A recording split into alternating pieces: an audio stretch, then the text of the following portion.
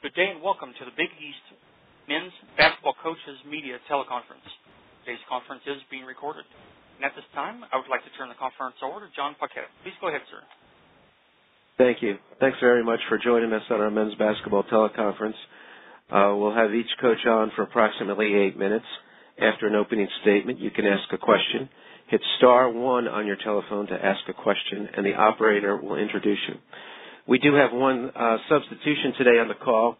Ed Cooley, who I know a lot of you know that is not feeling well this week. We're going to have Andre LaFleur on, the associate head coach for Providence, and that'll be right after our first coach, Greg McDermott from Creighton. And Creighton played Providence the other night, and Providence came away with a 50-48 win. Creighton now 3-2 in the Big East, 12-6 overall. Next game at DePaul on Sunday. And we have Coach Greg McDermott on the line. Greg, thanks for joining us. If you can give us a brief thought on the Providence contest and then your thoughts on facing DePaul on Sunday. Well, the Providence game, it was cold outside in Omaha, and it was pretty cold inside as well. Both teams struggled to shoot the basketball, and I think certainly some of that had to do with the defense that was applied on both ends. I was really pleased with the way we defended, particularly in the first half and early in the second half, and Coach Cooley's group did a great job with their length and athleticism of being disruptive. But I couldn't be more pleased with our guys' effort. We put ourselves in a position to win a game where we were not very good offensively, and that has not been the case with us this year. So even in defeat, there certainly are a lot of positives. Obviously, I'm concerned somewhat about our poor shooting numbers in conference play. I felt like we've gotten relatively good shots that are similar to what we're able to get in the non-conference portion of our schedule. We're just not knocking them down. And then you combine that with the fact that, we had Grosel and Zach Hansen saddled with foul trouble against Providence. It made it tough sledding for us. So, we lost to a very good basketball team, very well-coached team, and when the game was on the line, the best player in our league, Chris Dunn, did what you would hope your best player would do. He took over the game and made big plays down the stretch. And can you give us a thought on DePaul, Greg? It's a huge game for us. DePaul, in my opinion, they've been very, very competitive. I think the second half at Xavier is probably the one time where, they haven't played quite as well. But other than that, this has been a basketball team that's been in every game and just hasn't been able to finish them. And you just need to go back and when Northwestern was at full strength, they led that whole game and let it slip away in overtime. They beat a very good George Washington team at home. So anytime you got Billy Garrett, running the show, you're going to have a chance to be successful because he's one of the best point guards in our league. Does a great job, getting himself opportunities and creating opportunities for himself. So for us, sitting at 3-2, if we want to keep ourselves in the upper middle of this league somehow at the 1/3 mark through the league, we've got to find a way to go get another one on the road, and that's going to be easier said than done. Questions for Coach Greg McDermott, hit *1 on your telephone. The operator will introduce you. Take our first question from Jerry Carino with Gannett, New Jersey.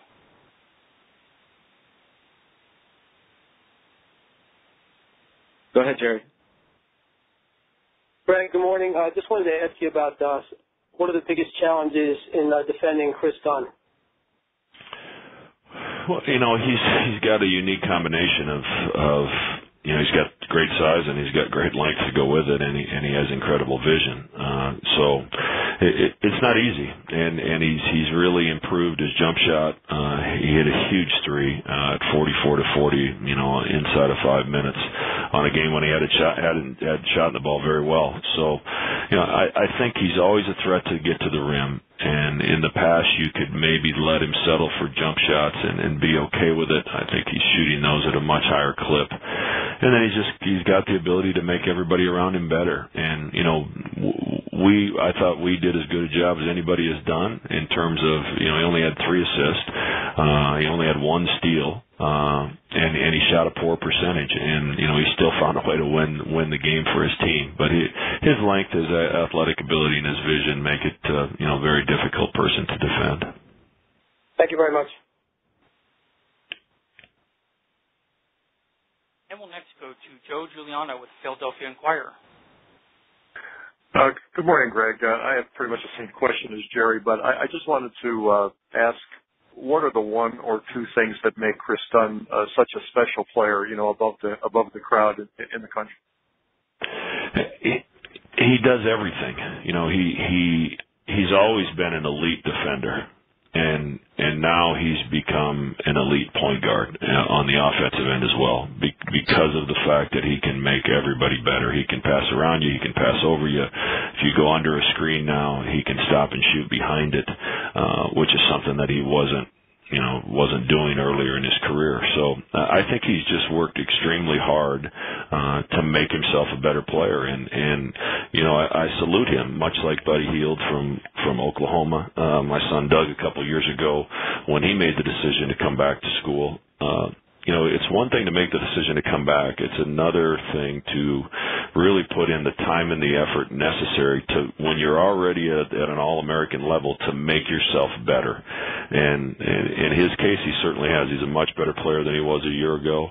And his decision to come back to Providence, obviously, has turned out to be the right one. Thank you. We'll take our next question from David Woods with the Indianapolis Star. Yes, Coach. Your school, along with Butler and Xavier, are in your third year in the Big East. I guess what have been the biggest issues for you in transitioning? Obviously, you've got more travel and the schedule's tougher. Anything else that people might not have recognized? I don't think so. Obviously, the travel is different, but we're all on charters anyway, so that doesn't really impact us one way or the other. I think the biggest thing, in our previous league, there were 3 or 4 teams that you knew you were going to have to hook it up every single time you were going to play them. They're going to be great games, but usually you had 2 or 3 teams in the league that if you showed up and you just kind of did what you were supposed to do, even if you weren't on top of your game, you're probably going to find a way to win. That's not the case in this league. St. John's is transitioning. It's really a total rebuild for Coach Mullen and his staff, and they've been extremely competitive. They took us down to the wire at their places. The Xavier game was into the last 2 minutes where it was anybody's game. They led at Marquette really most of that game before letting it get away at the end. So you have to have your A game, and if you don't, you're going to have a chance to get beat, and it doesn't matter who it is, whether you're Villanova on the top of the league or St. John's or DePaul, who doesn't have a win yet. Everybody's capable, and that makes this league very, very difficult. Thank you. Greg, we have to move on. We appreciate the time as always. We'll talk to you soon. Have a great day. Thanks. Thank you. You bet. Bye. As we said, next up, Ed Cooley, as some of you know from reports anyway, is not feeling well this week. So we have Andre Lafleur, their senior associate head coach, on the line from Providence. Providence was the winner of the game the other night at Creighton, 50-48. Friars right now 3-1 in the league, 15-2 overall, ranked 12th and 13th in their respective national polls. Andre, this is John Parquette from the conference office. Thanks for joining us. If you could give us a thought or two on the win at Creighton, and you have upcoming the game on Saturday against Seton Hall. Good morning, John. How you doing? The win at Creighton was it was a great road win for us. There's a great atmosphere and environment to play in up there. They really pack it out. Their fans are on top of the game, very into it. For us to come in and win, under the circumstances of, Ed being a little bit ill, it showed really the toughness of the team. We weren't able to score the ball the way we're accustomed to, but we showed a lot of, strength and toughness on the defensive end, and it kept us in the game in a really tight game, against a very talented offensive team. So for us to pull that win out, with the leadership of Chris at the end, it was a very pleasing and satisfying win. We haven't scored the ball well in the last couple of games, so to come away with a win against a team like that, only scoring 50 points, was it was something for us to build on. Coming into this week's game against Seton Hall, another offensively talented team that they kind of mirror us in size with their guard play of Whitehead and Carrington. We feel that it's going to be a tough matchup for us, but we're hoping to get back into the scoring column so we can score some points, and we want to stay solid defensively against them as well. Great, thank you. Any questions for Coach Andre LaFleur from Providence? Hit star 1 on your telephone, and then the operator will introduce you. Star 1 for questions, please. We'll take our first question from Joe Giuliano with the Philadelphia Inquirer. Good morning, Coach. Obviously, you have a bird's eye view of Chris Dunn every day, and we all see the numbers that he puts up. But behind the scenes, what makes him a special player? The way he cares about his teammates, and, the way he goes about his, everyday preparation. We call him an everyday guy, from on the court to off the court. He's just a high character quality kid. He's worked his butt off this year, in all areas of his game. But he also, his ability to make his teammates better by giving them confidence, not only confidence in the way he's going to play, but also he gives them confidence to go out there and compete by, making sure that they're in positions to be really good. And he's a special player. He's a rare physical talent. But now he's starting to put it together as far as, that point guard position, and his ability to make players better. I think that makes him, a lot more, efficient on the court. Thank you, sir. Take our next question from David Woods with the Indianapolis Star. Yes, Coach. I was wondering if you could reflect a little bit about your first meeting against Butler. You guys had a 56-point second half, and obviously didn't have any trouble scoring in that game at all. Is there any kind of a danger once you've beaten a team on the road, perhaps a slight letdown? Well, we beat this team on the road, we can certainly beat them at home. And every game is an individual battle. We come into each game with a preparation that's independent of the last. I mean, we'll take some of the things that we did well. Of course, we shot the ball extremely well. We hope to do that again, but we can't expect to do that. We're going to go into the next game against Butler. I mean, they're one of the most efficient offensive teams now that Dunham is back scoring.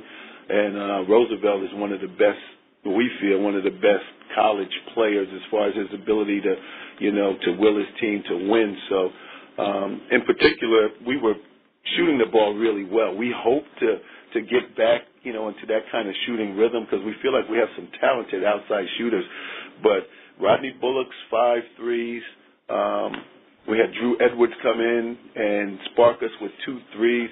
Those are things that in that game were very important. I wish we could book it in for every game, but the defensive end is where it's going to start. Always defense and rebounding. You mentioned Roosevelt Jones, and that kind of brought up the thought that I'd had. No one considers him an NBA prospect because of his really doesn't shoot from outside. Would you consider him a possible college All-American player? I mean, just as a college player, he's almost has some of his production almost is close to Dunn's. Well, as far as his value to his team, and I would say definitely he'd have to be in consideration for that. I mean, he's pretty much the catalyst of their success. He's a very hard to play against offensively. He plays on the defensive end. He's a veteran. He's a very smart player. I've definitely put him in that echelon of players that are so valuable to their team that he should be up there in the mention. Mm-hmm. Thank you.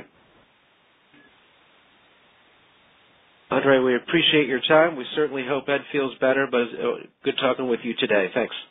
Thank you too, John. All right.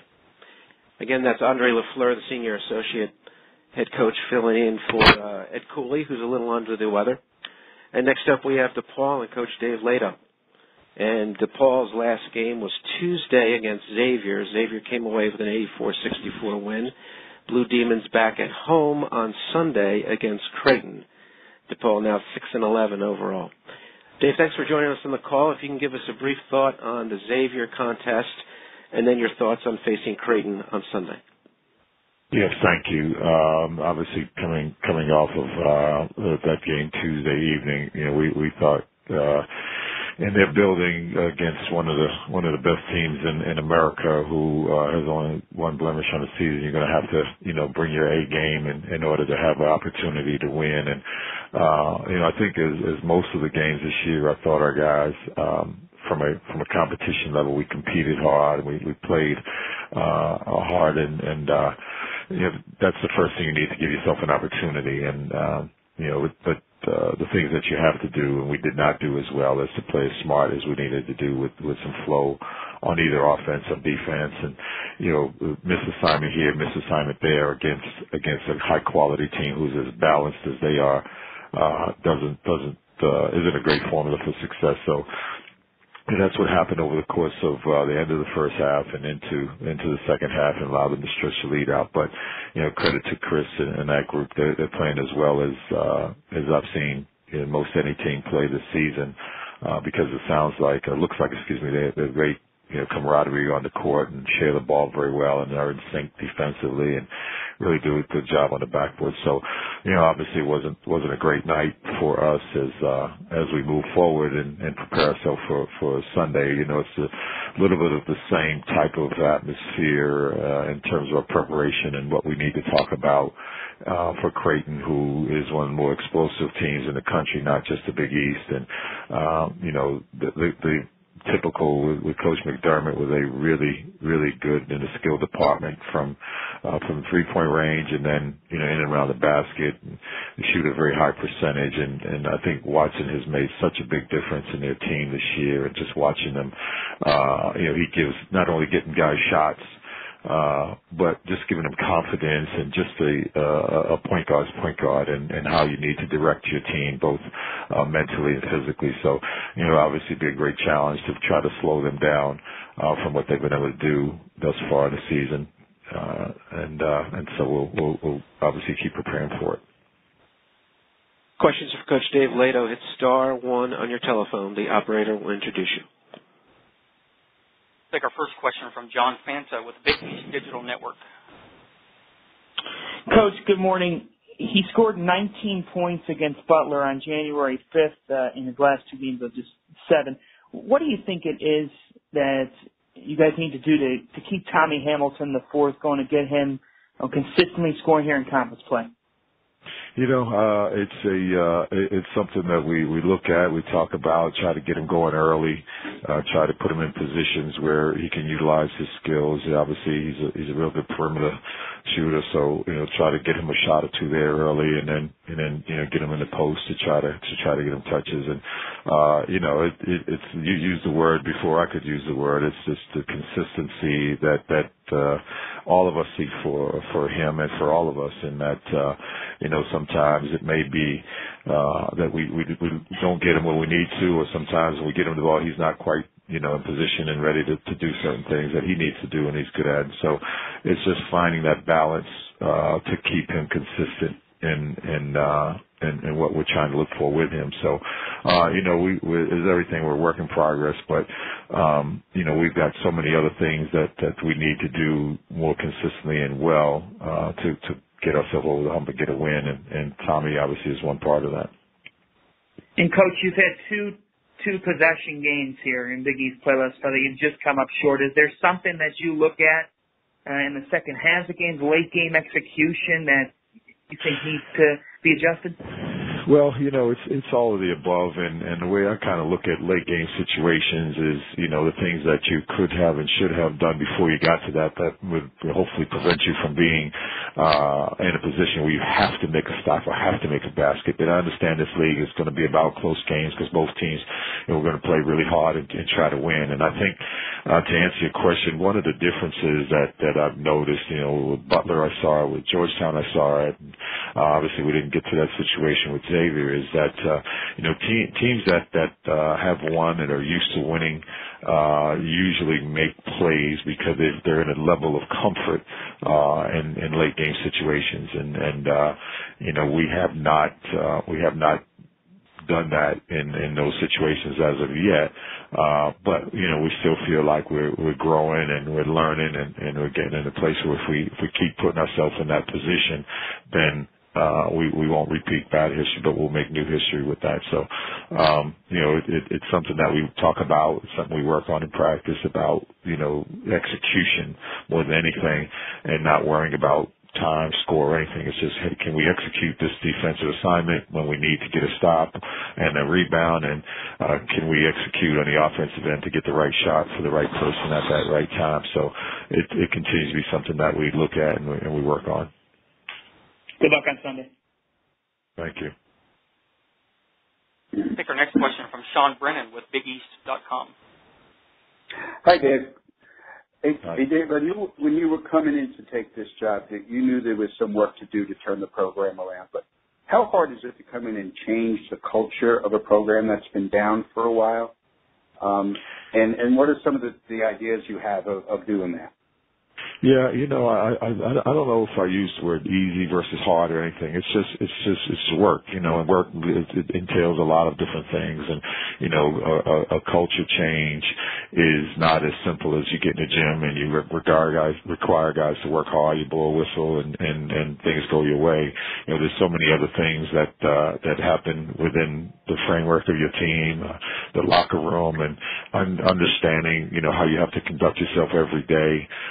There's ancillary things outside of the basketball department and basketball office that are university-wide or community-wide that have everything to do with creating that environment of winning. And so, it's not something, and I saw a great quote yesterday from Seth Greenberg about, time and patience. And that's the one thing that I have to check myself on a lot, is because I want it to be done and I want it to be done yesterday.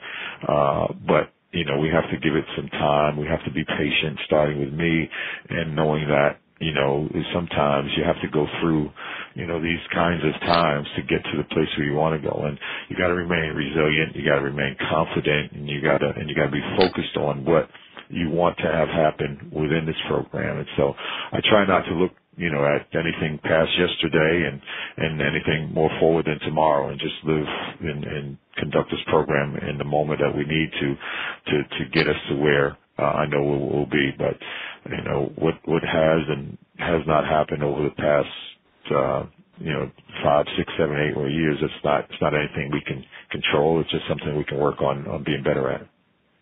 Okay. Thanks, Dave. Okay. Thank you. Dave, we're out of time. We have to move on. We appreciate it as always. We'll talk to you in a couple of weeks. Thank you. Thank you. Again, that's DePaul's next game is Sunday at home against Creighton. Next up, we have Butler and Coach Chris Holtmann. Butler's last game was this past Sunday against Villanova. Villanova won 60-55. They're getting ready to host St. John's on Saturday, noon game on Fox Sports 1, and Coach Chris Holtmann's on the line. Chris, thanks for joining us on the call. If you would like to give us some thoughts from this week, and then your thoughts on facing St. John's on Saturday. Well, we obviously played a very good Villanova team, and I think we had some good moments and some good stretches of play, but just need to get a lot better in a lot of different areas. So it's our challenge right now. It's what we're trying to do. I think St. John's is a team that presents great problems with their length and their athleticism and their versatility. They play really hard. They play together. They're a talented group. So we're going to have our work cut out for us, and hopefully we'll have a couple days of preparation here to get ready for a good St. John's team. Questions for Coach Chris Holtmann? Hit *1 on your telephone. The operator will introduce you. Take our first question from Jerry Carino with Gannett, New Jersey. morning, Chris. What are some of the biggest challenges of dealing with Chris Dunn on both sides of the ball? Well, I think, that's it. You said it. Both ends. He's dynamic, really, and the game changer on both ends. And I don't know that, I don't know that there's a more complete and dynamic player on both ends in college basketball than Chris. So, he can change the game with his ability to kind of get steals and deflect passes and cover ground defensively, and then obviously he's a load to keep in front when he has the ball in his hands late. So, he's a special talent. Thanks a lot. Again, to ask a question of Coach Chris Holtmann, hit *1 on your telephone, and then the operator will introduce you. *1, please, on your telephone.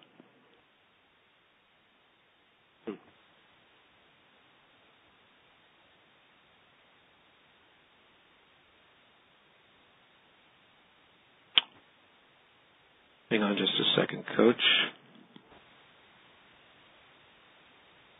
We'll take our next question from John Fanta with Big East Digital Network.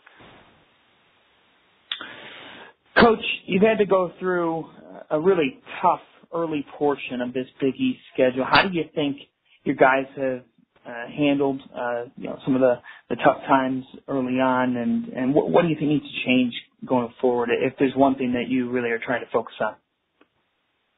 Yeah, we'll see, John. How I think we'll see how we respond.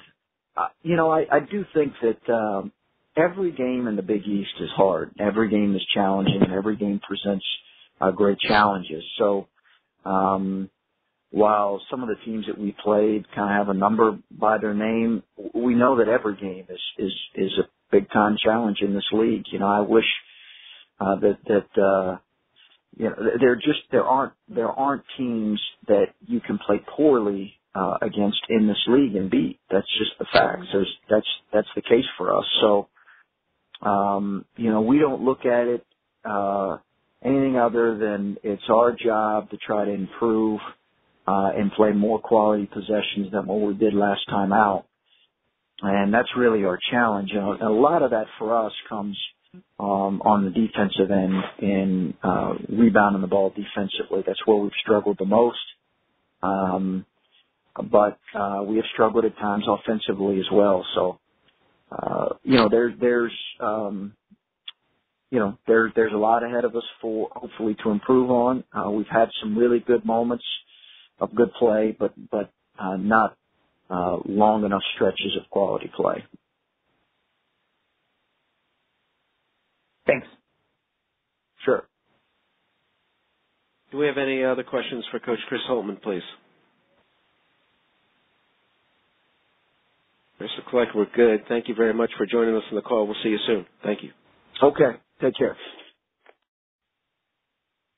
We are a couple minutes ahead of schedule right now. Chris Mullen from St. John's is next, and we'll have him on in a couple of minutes. Our next call is 2 weeks from today, and can give you also a couple of notes. 4 teams: Villanova, Xavier, Providence, and Butler have all been ranked over the last 6 straight weeks. Villanova 6 and 7 in the AP and USA Today. Xavier 7 and 8. Providence 12 and 13. Butler 23 in both polls.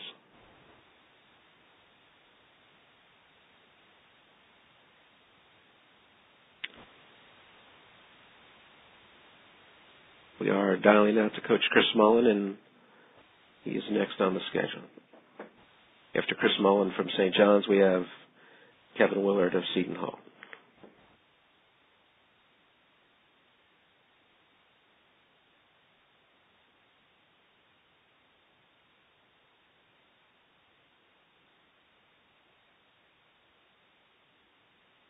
No games in the Big East on Thursday and Friday.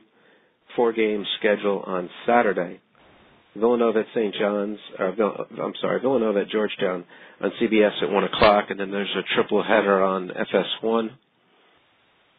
And that is St. John's at Butler at noon, followed by Xavier at Marquette at 2, Seton Hall at Providence at 4:30.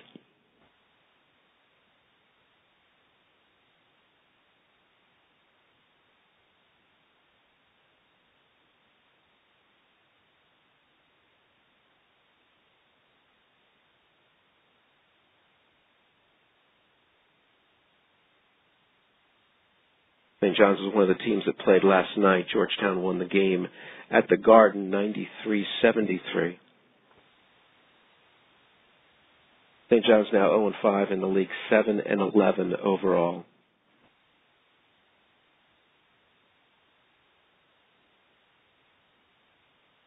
And again, we appreciate you hanging on with us. We're dialing out, trying to connect with Chris Mullen.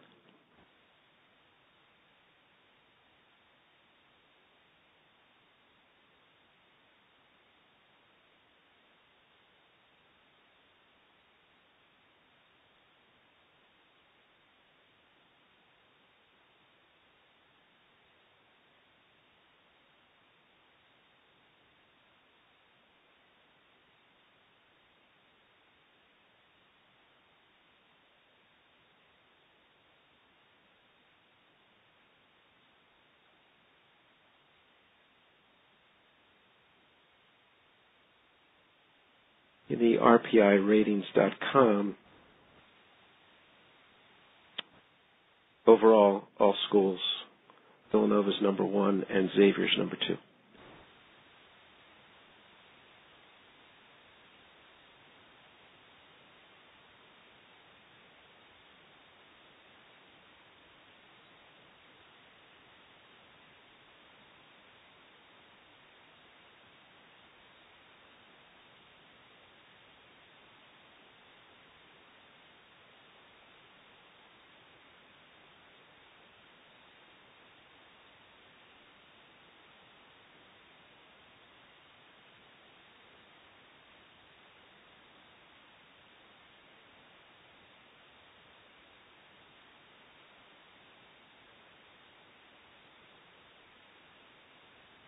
And again, if we can't connect right now with Coach Mullen, we'll see if we can make it a quick adjustment here.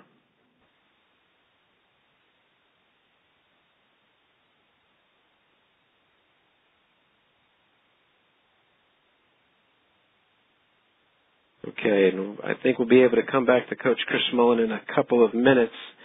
But in the meantime, we're able to go with Kevin Willard at Seton Hall.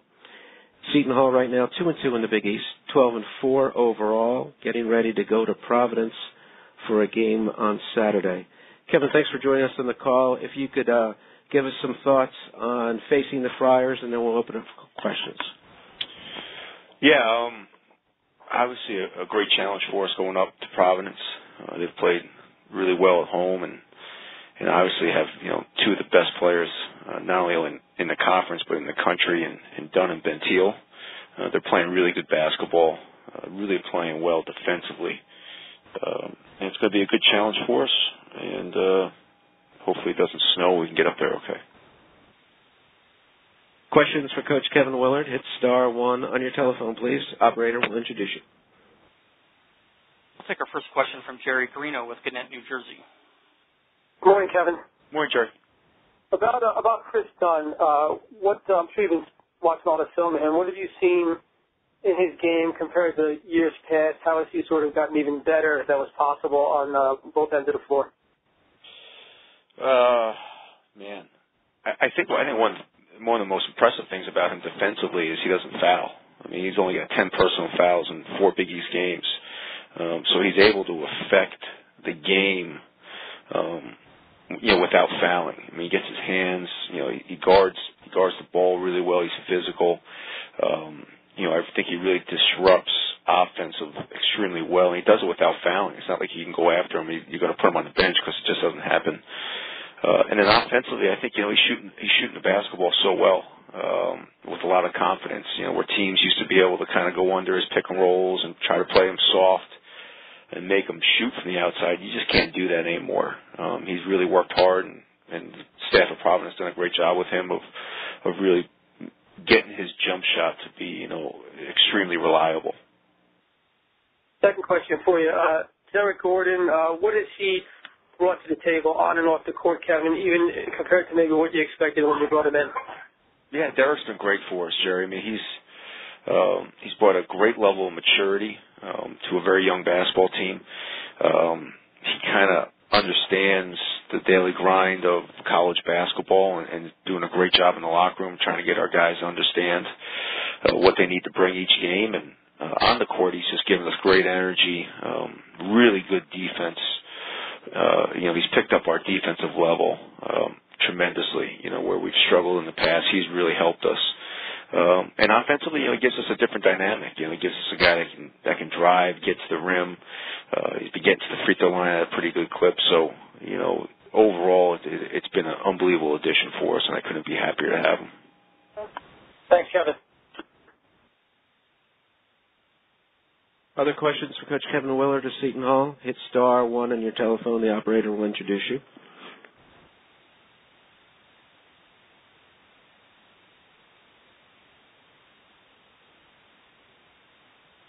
Take our next question from Daniel Giuseppe with Rivals. Kevin, how are you? Good. How are you? Good. Kevin, you started out the season great. You've lost the last 2 games. You've had a week of rest. Has this week come at a good time for you, or would you rather gotten right back on the court? No, I still, we're playing good basketball.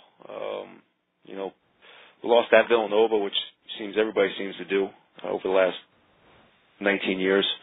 And we ran into a really good Creighton team. We played Villanova Wednesday night. Didn't get back till late, and they're a tough team to play on short preparation. But I think the week's been good. We've had a good week of practice. Guys have gotten back to class and into a good routine. So I mean, we're 2-2. We're kind of right where we're supposed to be at this time. Very good. Thank you, Kevin. Take our next question from Kevin McNamara with the Providence Journal. Hi, Kevin. Hey, Kevin. Can you just talk about mentally coming off a week off? I know that's probably the previous question, but has it been, you look at it more as an opportunity? I look at your next 3 games; they're absolutely brutal. Or have you used the time, positively? Well, you really know how to get a guy in a good mood, Kevin. Thanks. No, it's been a good week. It really has. I mean, as a team, I still think we're in a really good situation where we are with our record. Our guys have played really hard and really well. It's been a good week. We've enjoyed having kind of time to practice and get back to some fundamentals and get back. When you play the first 4 games and they're kind of bunched on top of each other, you don't get to spend as much time on you as you do the other opponent. And I think our guys have enjoyed getting back to individual instruction and getting in the weight room and practicing without having to prepare for somebody each day. Obviously, we know the road ahead of us. I don't think there's any easy stretches in this league, but obviously playing the top 3 RPI teams in a row is going to be difficult for us. But it's a good challenge, and I think the week's been good for us. And then just Providence specifically, I'm sure you've watched the Creighton game already. Do you just shrug off a game like that where both teams offensively just really, really struggle? I think you got to look at it the other way. I thought both teams played terrifically defensively. I thought both teams did a really good job of taking away, really taking away certain strengths from both teams. I thought Dunn did an unbelievable job on Maurice Watson. He actually killed us, and I thought Dunn did a really good job of using his length and his size to kind of keep Watson from hurting them. And, I think Creighton has really developed, even though Grossell got in foul trouble, I thought their length and their size bothered Providence a little bit. So, I think both teams played really elite defense, and I thought it looked like an old school classic Big East game where both teams were throwing haymakers and defended and rebounded, and I thought it was a lot of fun to watch. Great. Thanks, Kevin. Thanks, Kevin. Kevin, we appreciate your time, and we appreciate you jumping in a couple minutes early. Thanks. No problem. All right.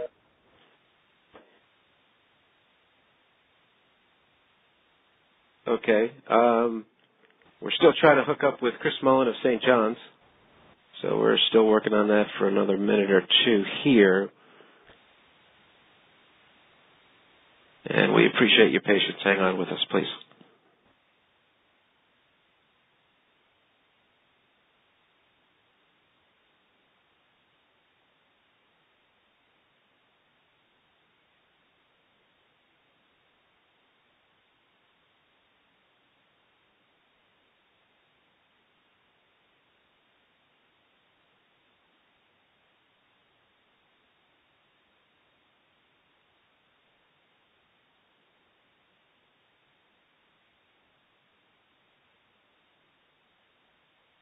We appreciate your patience. Had to shuffle the schedule a little bit today.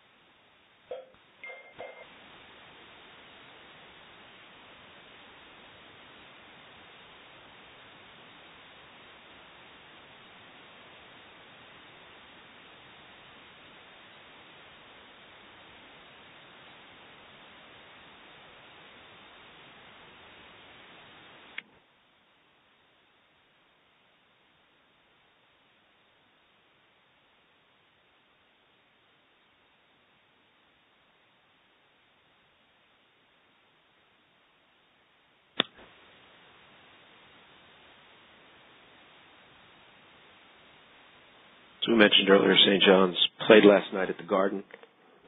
Georgetown came away with a 93-73 win.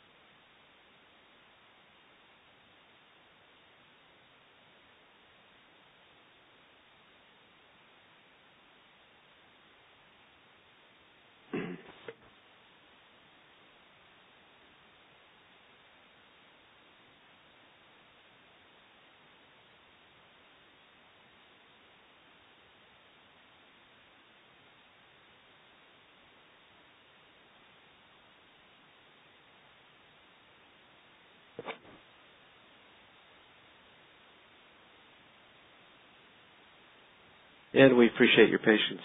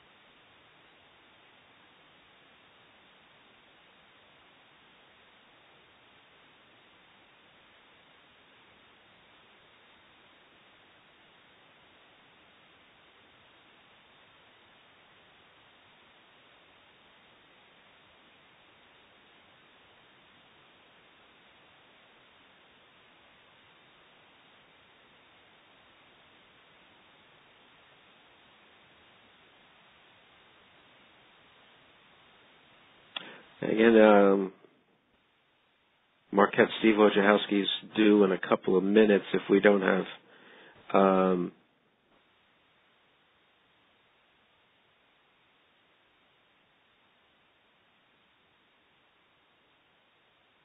hang with us just a second.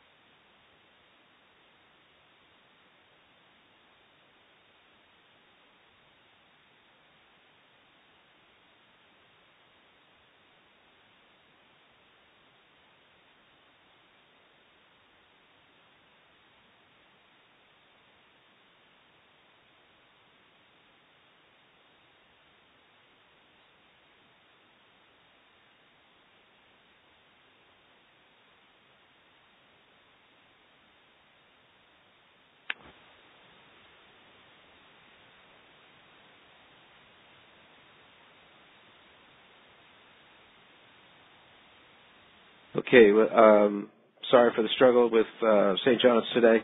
We will try to have Chris Mullen on at the end of the call. And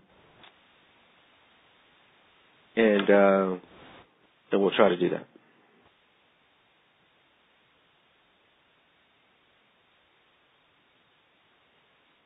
Hello? And now we're going to move on to Marquette and Coach Steve Wojciechowski. Marquette was one of the teams that played last night. They were at Villanova. Villanova came away with an 83-68 win. Marquette back at home against Xavier on Saturday. Marquette's 2-3 in the league, 12-5 overall. Steve, thanks for joining us on the call. If you could give us a brief comment on last night's game and then your thoughts on facing Xavier on Saturday. Obviously, we're in the middle of a very challenging week playing two of the top teams in the country. Villanova, especially at home, with their veterans and their ability to shoot the ball and the ability to attack off the dribble, present a lot of different challenges. And I thought our guys overall did a good job, but you have to put 40 minutes together in order to win in a tough place like that. As we look forward to Xavier, I think Xavier is one of the teams in the country that can win a national championship. They have great depth, experience, a wealth of talent, obviously really well coached, and I think they're one of the most physical teams in the U.S. Questions for Coach Wojciechowski? Hit *1 on your telephone. The operator will introduce you. *1 for questions, please. Take our first call from Shannon Russell with the Cincinnati Enquirer. Hey, Coach. How is Jawan Johnson doing after his injury, and is there a timetable for his return? Yeah, he's day to day. I think he's made improvements every day, but we monitor his status every day, and we're hoping to have him back for Saturday, but it all depends on how he's feeling today. Obviously, we didn't get in to real late last night, so I've not seen him this morning to know how he's feeling. And then just one more question. Henry Ellenson has obviously made a huge impact in just 17 games. Are there areas in which you still want to see improvement in his game? Yeah, I mean, Henry has had a terrific year. He's been obviously a very key player for us, but he's still young and he's still gaining experience, and he's a guy that can hurt you in a lot of different ways. We have to figure out ways to get him the ball closer to the basket and then work himself out. But he's a really good kid to coach and obviously made a tremendous impact on our team and program. Thank you. Our next question comes from Reed Forgrave with Fox Sports 1. Hey, Wojo. I'm curious about with Henry. You obviously knew his game pretty well coming in. Have there been things about his game that have surprised you since either since he got on campus or since the season started in November? Well, we knew coming in he was a really talented player with great versatility. The thing you don't know until a kid gets on campus is his ability to do it on a day-to-day basis, especially as a young player. I think he's had really good consistency for a freshman. There's a lot of responsibility on his shoulders and our other freshmen' shoulders. And I think overall they've done a really good job in handling that. And, that more than the talent and what he can do from a basketball standpoint is an unknown until you get with the kid on a day-to-day basis. But like I said, he's a very good kid to coach. I think he's got a passion and a hunger to be an outstanding player. And, he's taken on a lot of responsibility for our team, and we've asked a lot of him, and, he's delivered. Cool. Thanks, Coach. We'll next go to Kevin McNamara with the Providence Journal. Yes, Steve, I have a Villanova question kind of coming off last night. You guys obviously played them really tough. We're in good position, and it seems as if Villanova has kind of worn out their last three opponents, and that they play a little more with more consistency than their opponents have. Does that just speak to maybe how good they are defensively? Obviously, they get an awful lot of credit with their outside shooting and scoring, but can you just speak to their kind of defensive toughness? Yeah, they're a very tough team, and they're a very experienced team in some key spots. I really admire their older players. Those are guys who have been in a number of big games and won big games. And, the older guys can sustain a high level of effort throughout the course of a game. And, I think they wore us down at times. And, a lot of it has to do with our older guys. They've just been through it. And so the mental, emotional, physical fatigue doesn't bother an older player like it may a younger player. Okay, thank you. And we'll next go to Sean Brennan with BigEast.com. Hi, Steve. Hi. Henry has grabbed, obviously, most of the attention from your freshman class this year. But could you talk about Cheatham's play and how he's progressed during the year? Yeah, I think Haney's had an outstanding freshman year, and obviously Henry deserves the attention he gets. But I think Haney's had a terrific freshman year. He's constantly improving. He's got a unique ability to break down a defense off the dribble and finish. I think he's really going to be a terrific player for us and has had a terrific year that has been overshadowed in some respects.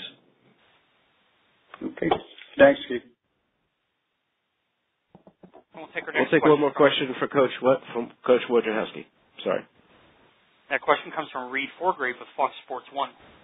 Hey, sorry, Wojo. Just one more thing on Henry. I was curious, when you talk about his day-to-day, how he comes in and works, are there any players from your Duke days that he reminds you of as far as the way he approaches the game of basketball? The one guy who, when I was at Duke as a freshman, had a maturity about his preparation on a day-to-day basis was Luol Deng. I thought he was mature beyond his years in terms of really valuing the everyday, bringing it every day, whether it's practice or a game. And I think Henry has some similarities to him. Cool. Thanks, man. Coach, we're about out of time. We appreciate talking with you again, and thanks, and we'll see you soon. Thank you. And we are trying to reach out to Coach John Thompson III from Georgetown. I'm here. And we have Coach John Thompson III from Georgetown. The Hoyas played last night at the Garden, 93-73 win over St. John's, and they're at home on Saturday against Villanova. Georgetown right now, second place in the Big East, 4-1, 11-6 overall. Coach, thanks for joining us. If you can give us a brief thought on last night's game, and then your next one's with Villanova. Last night, I guess that the win was kind of indicative of how we have to win, meaning we have to get contributions on any given night from multiple people, and I think we had multiple people step up last night and aid in our victory. And then now we got Nova on Saturday, and Nova's Nova. It's Georgetown, Villanova, and it's it'll be a rough game. Questions for Coach Thompson? Hit *1 on your telephone, please. Take our first question from Gary Schmitz with the Florida Times-Union. Yes, thank you, Coach. I know I'm a little bit behind the curve here, but we're the hometown paper for Bradley and Hayes, and I wanted to know if you what was the turning point for Bradley in going from his time from as a freshman, sophomore, junior to what he's been able to contribute this year? I think it's been a gradual progression. I've said multiple times this year that, Bradley is a worker, and Bradley's worked extremely hard. Being a hometown paper, he really only played 1 year in high school. Yep. And just had to learn how to play the game. And he is someone that he cares. He cares about Georgetown University. He cares about Georgetown basketball. And he's done everything. He's worked extremely hard, and now he's getting the opportunity to play this year. And he's the type of kid that you want to have success just because of his commitment, not only to himself but to this program. Okay. All right. Thank you, Coach. Thank you. Our next question comes from Joe Giuliano with the Philadelphia Inquirer. Good morning, John. Just wanted to ask you about Jesse Govan and the development he's made, and how pleased are you with the progress he has made to this point? Very pleased. He's just starting to scratch the surface. He's going to be a major force in this league, and he's just starting to get there. He's a big kid that has good touch, good feel. He can finesse you or beat you up. And so, he went through what I will call, or he's still going through, the normal adjustment period that freshmen go through. Everyone wants to come in and have your freshmen just be superstars from day one, but he's going through the adjustment period. And now the clouds are now starting to part a little bit for him, where he's not thinking as much and just playing. And you see that in his improved production. And getting over to Villanova for a second, Josh Hart has been pretty much their most consistent player this year. What impresses you most about him when you see him on film, and the improvement he's made from the past 2 years to now? Well, let me just say, when you talk about Josh Hart, the conversation probably should begin and end with just how hard he plays. I mean, he plays as hard as any person in college basketball. He gives 110% on every possession. And that's his biggest asset. Now you couple that with the fact that he clearly has put in time over the last couple of years, and his shot is much improved. But at the end of the day, just his work ethic and his caring, and just how hard he plays is his biggest asset. Thank you very much. All right. Our next question comes from David Woods with the Indianapolis Star. Yes, Coach. I'd like to ask you about Butler senior Roosevelt Jones. No one projects him as a professional prospect, but it seems like would you consider him among the All-America candidates in college basketball? I mean, just as a productive college player, he seems to be able to do about everything. Let me just be honest about Roosevelt Jones. I wish I was not coaching. I wish he was in another league. He is, as a fan, as a basketball fan, probably the most fun players in the country for me to watch. I love watching that kid play. I sat down, this is a true story, sat down about a week ago with my son, who's in the 9th grade, watching Roosevelt Jones clips and tapes, saying, you need to do what this, try to do what this kid does. For someone where you want to pick apart what he can't do and say, well, he's not that athletic and he can't shoot past such and such a point on the court. You overlook just what a force he is, and I love watching him play. And so, in terms of future prospects, I mean, that'll sort itself out. I know at the end of the day, he's willed his way through every situation. I'm not one to sit here and say he's not a pro prospect. Okay, thank you. All right. We'll next go to Eric Watkins with VUSports.com. Good morning, Coach. As you're scouting Villanova in preparation for Saturday, what aspect of their offensive game are you most focused on with your defensive game plan? I don't think you can focus on one part because I think their offensive arsenal is complete. They can score and they can play any kind of way, fast, slow. They can score inside. They can score outside. They get quote unquote garbage baskets. And so I don't think that you can focus on one thing. Well, the reason that they're so good is because both offensively and defensively they're a very complete team. Thank you, Coach. We'll next go to Henry Clay with CBS Radio Sports, Philadelphia. My question's been asked. Thank you very much. Good luck, Coach. Thank you, Henry. Next, we'll go to John Fanta with the Big East Digital Network. Coach, on this call just a couple of weeks ago, you talked about the fact that you're looking for leadership on the defensive end, that you want to see communication improve. Have you seen that? I've seen improvement, yes. Are we at the level where we need to be? No. We still need to keep moving in that direction, but without a doubt, there has been improvement. And then what do you think about on Saturday? Daniel Shefu has been really, really good for Villanova thus far this season. You've got size on your side. What do you think the key is to keeping him contained? Because it seems like when he's going, he gives Villanova a different dimension. Well, you have to match his intensity. You look at how hard he goes after rebounds, and a lot of his opportunities he creates for himself. And hitting the boards and filling the lanes, and then when they go to him on the block, he's big and strong and can go over both shoulders. But you have to match his intensity. Thanks, Coach. Good luck, Center. And we need to move on. Thank you very much for your time, as always. Thank you. Thanks. Next up is Coach Chris Mack of Xavier. We're going to try to get Coach Mullen on at the end of the call. If not, we'll give you some contact information for Steve Dombrowski of Seton Hall, of St. John's.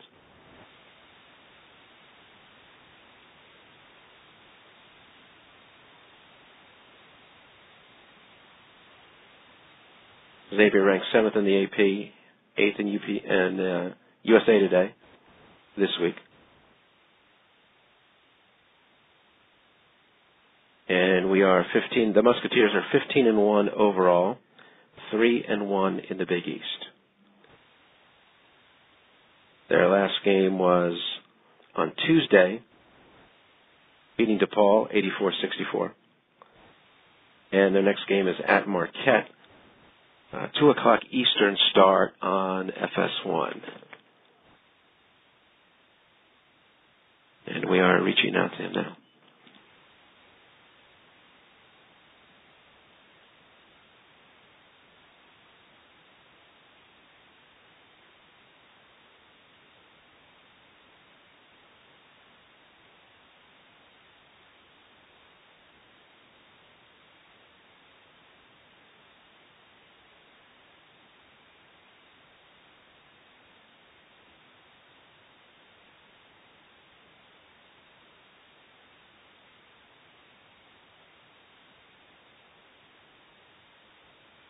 Chris Mack from Xavier. We'll have Jay Wright of Villanova.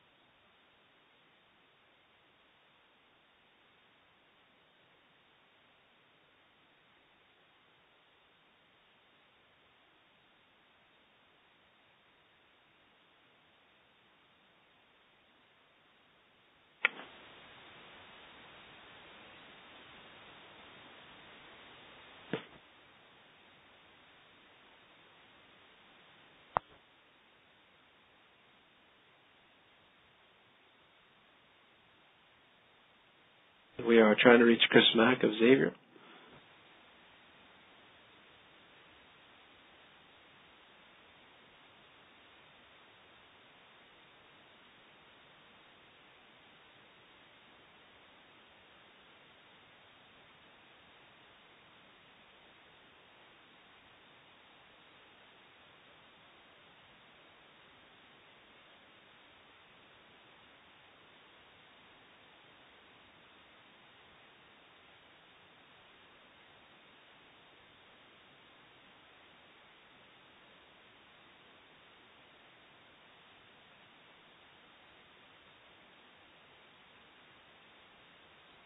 We said Xavier at Marquette on Saturday, then home against Georgetown and Seton Hall before going to Providence on the 26th.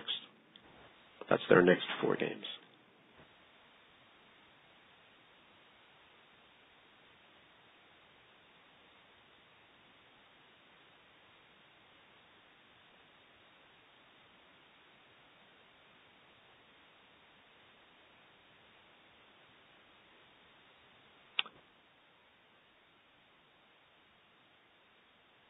Okay, if we can't get Chris Mack in the next minute or two, we'll try to go Jay Wright and then come back with Chris Mack.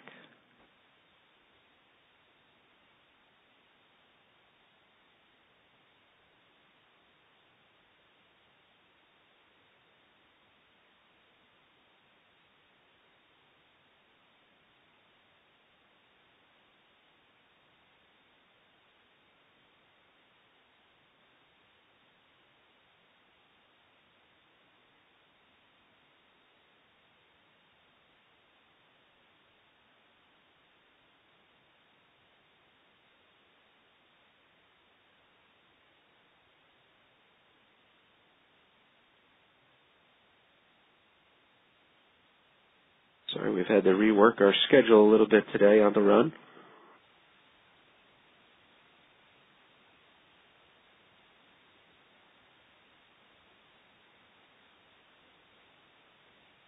May try to come back with Jay Wright now, or go with Jay Wright now and come back with Chris Mack.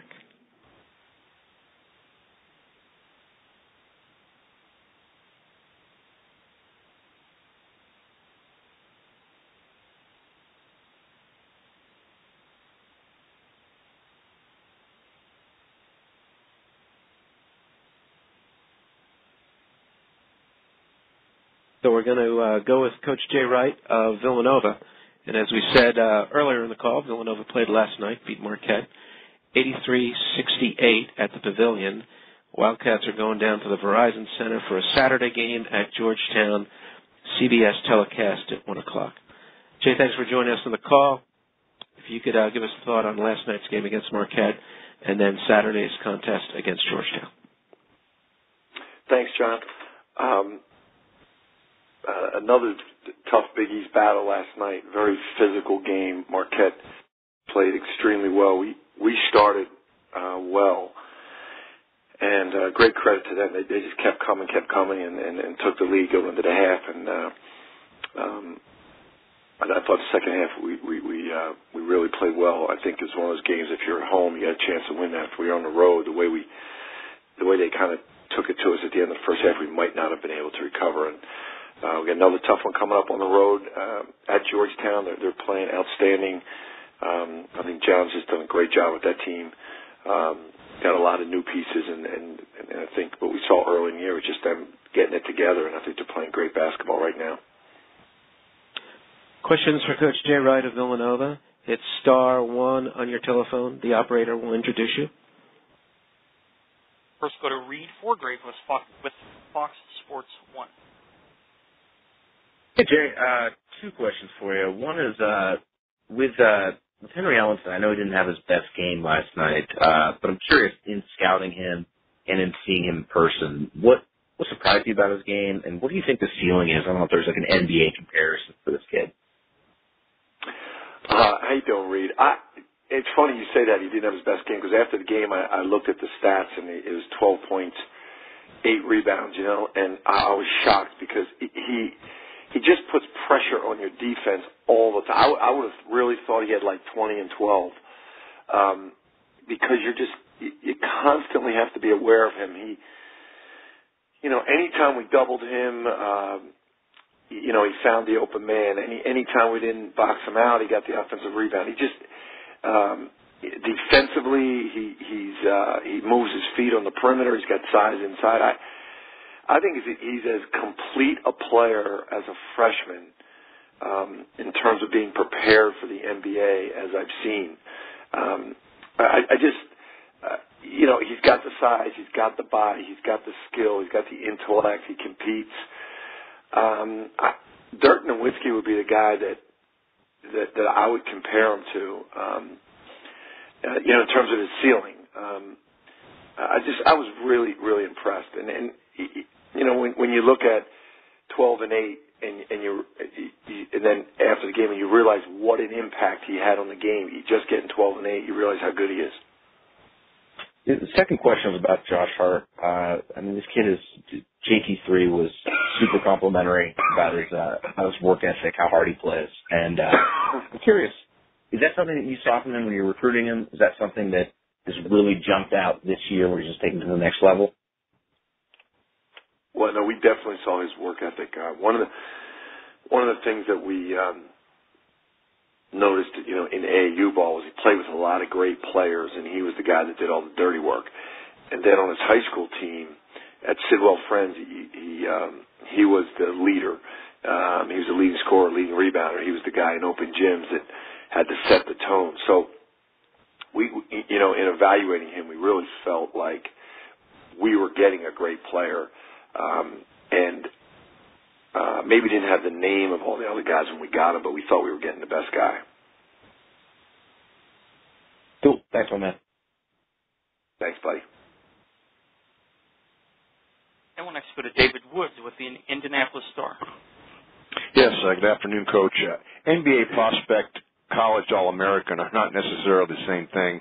Given that, would you consider Roosevelt Jones an All-America caliber college player? That's a great point. Yeah, definitely.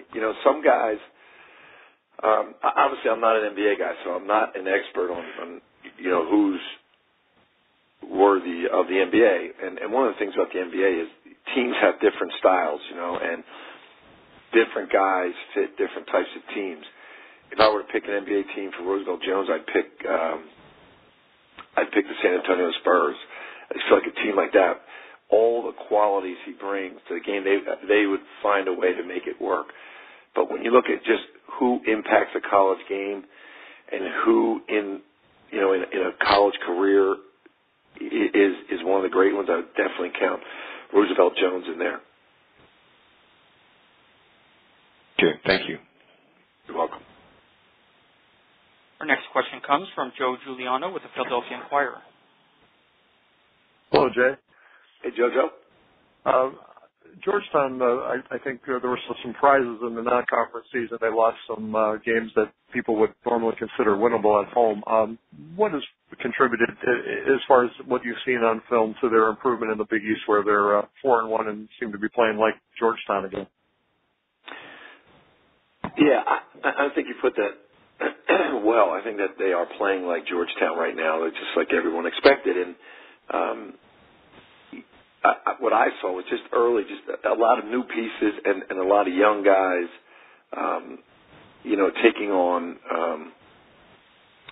leadership roles, and it's similar to us, Joe, with our junior class. Those guys learning how to be starters and being counted on. I kind of felt the same way about Georgetown. Some of the younger guys, sophomores, like really being counted on, and adding a freshman to the starting lineup, and even Smith Rivera being the man, and having all these young guys around. You just got to figure that out. And it looks like you got to figure out what's our identity going to be, how are we going to do this together. And it looks like they have figured it out. Thanks, Jay. You're welcome. Our next question comes from Steve Pivovar with Omaha World Herald. Good morning, Jay. Hey, Steve. Hey, what do you think your team learned from this couple losses that you had in December that has kind of benefited them now? That's an interesting question, Steve, because I think those games we played great opponents. I think Virginia and Oklahoma are two of the best teams in the country. But I think on those nights, we might have lost those games even to lesser teams. One game was a neutral site in Hawaii, and I just thought our guys did not block out all that was going on around them. We got a little bit caught up in the trip, and then played a great team, so we got hammered. And I think we learned how to concentrate, regardless of what's going on around us. And then the Virginia game was, our first real tough road game, and I don't think we went in there tough enough in terms of rebounding and playing defense. And we really got beat up on the board, and we put them on the foul line, which, happens sometimes when you're on a road, but we did it by just not being really dialed in defensively. We played great offensively, so we could have maybe even lost to some lesser teams, but it was definitely good lessons for us in both games. Thanks, Jay. You're welcome. And we'll next go to Eric Watkins with VUSports.com. Good afternoon, Coach. Could you first please provide a quick how's it going? Please provide a quick update on how Daniel Ochefu is doing with his injury from last night. You know what? He's getting evaluated today as we speak, so I do not have an update right now. But after the game, it was diagnosed as a deep bruise in his buttocks. So one of those things that our trainer said is very painful, and he said probably today he would not be able to practice, and then we'll see how he feels on Friday. Okay, thank you. And last year, Georgetown really jumped on you early out of the gate in the game in D.C. How do you think you might approach this game a little bit different, maybe mentally at the start? And if they apply similar kind of suffocating defense on the perimeter, how do you think your team this year is better equipped to respond? Well, as you know, we try to approach every game the same way, but you're right. We did not, kind of like I was talking to earlier, Steve from Omaha, that we did not go in there ready defensively or on the glass on the road to play that game. And I think we've had a couple of road games now. I think we're a little bit better equipped to go out and start the game, and that's what we're going to try to do against Georgetown. Understand how early a team can jump on you when they're at home. And their suffocating defense always bothers us. We just got to be smart about making them work and our shot selection because they can force you into contested shots because they have such great length.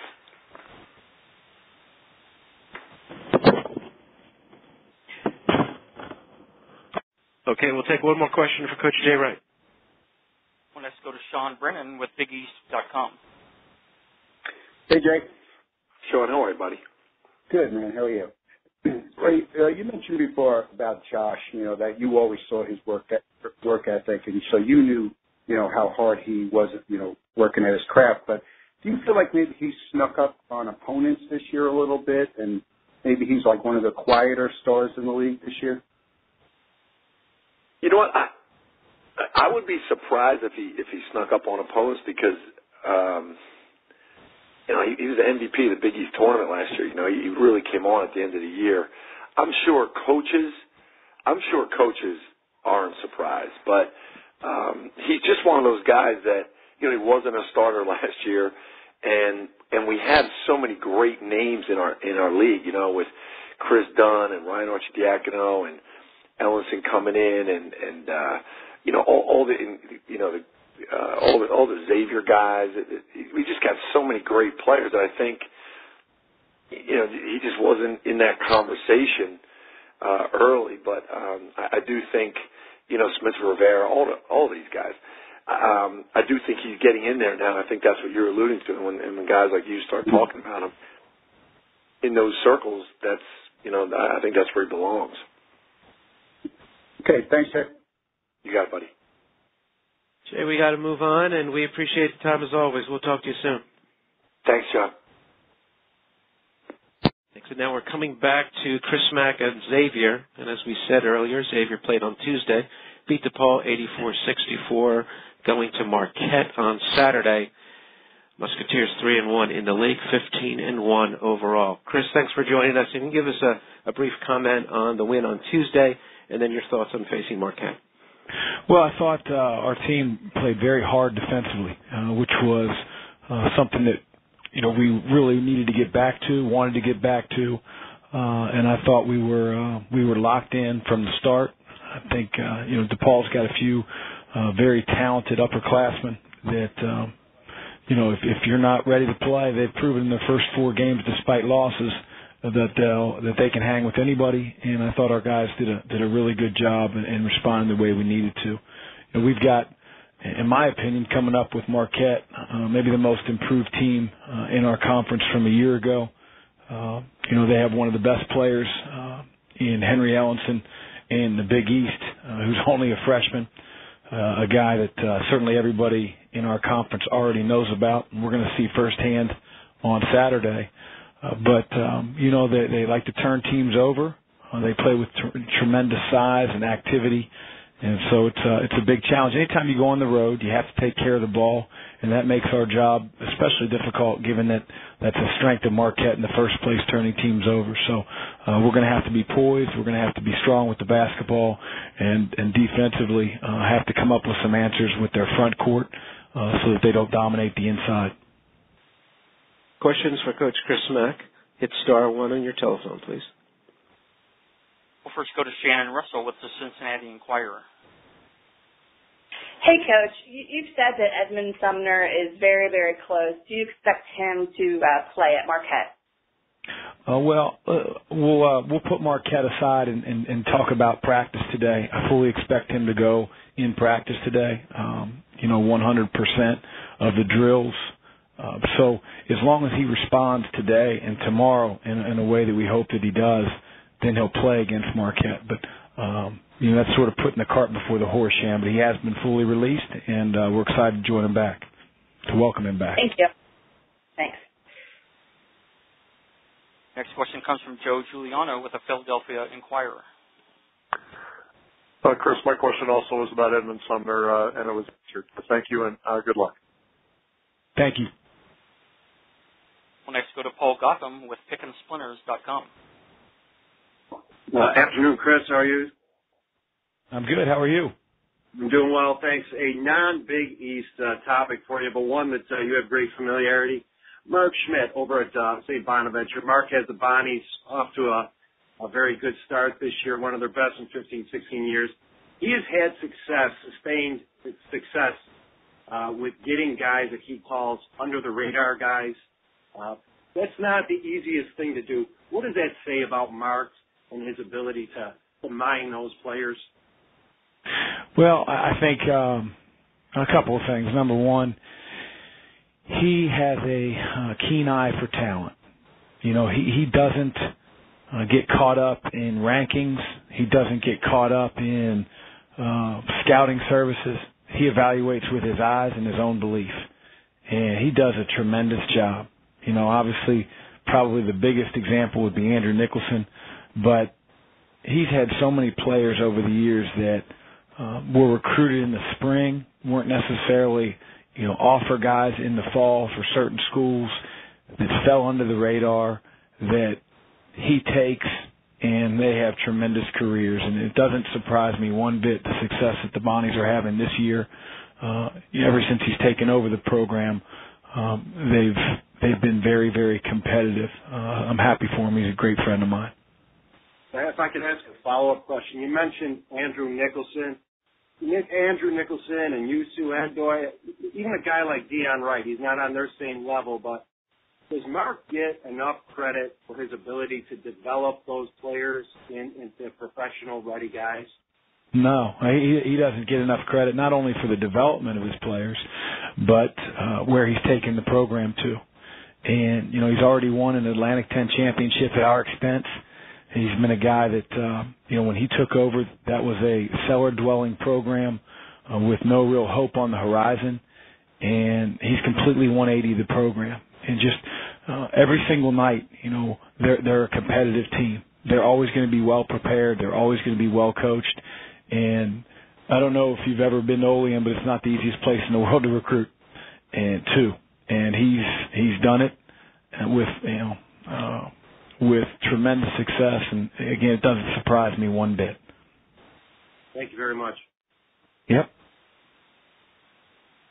Next question comes from Steve Pivovar with the Omaha World Herald. Good morning, Chris. Hey, Steve.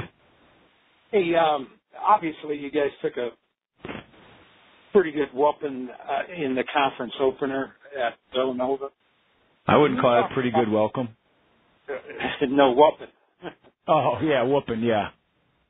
That we did. But obviously teams can respond to that kind of games in certain ways. Can you talk about the way your teams responded since the Villanova game? Well, I think we've adjusted rather well. We have not maybe done a great job when it comes to handling the ball. Our turnovers ever since Edmond's gone out have increased. But I think the response that our teams had, able to win 3 in a row, be able to pick themselves up off the mat, has been one that hasn't really surprised me. I think we have a resilient group. Sometimes it's easier to handle adversity than it is success. But I've liked our response. Our kids have come every single day to practice, wanting to compete, wanting to get better. And it was a tough blow on a couple ends. The game itself, losing Edmond for that game, and then losing Edmond since that game.